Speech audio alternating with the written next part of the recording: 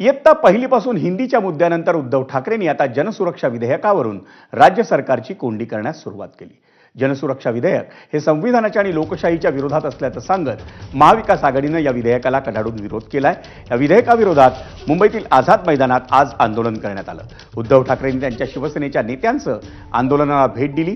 कोणत्याही परिस्थितीत हे विधेयक मंजूर करू देणार नाही असा थेट इशारा उद्धव ठाकरेंनी राज्य सरकारला दिला। अजूनही सरकारला आपण सगळे मिळून सांगतोय, मी तुमच्या वतीने सांगतोय की हे विधेयक आणून तुमच्या राजकीय विरोधकांना नक्षलवादी ठरवण्याचं पाप किंवा स्वप्न बघू नका।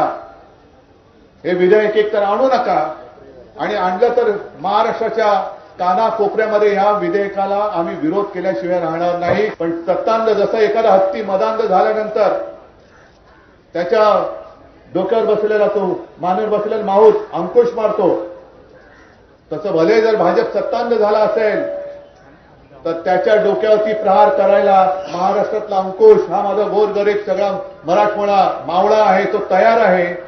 याच्या शक्तीची परीक्षा घेण्याचं धाडस करू नका। आणि आता बातम्या शिंदेंच्या शिवसेनेच्या।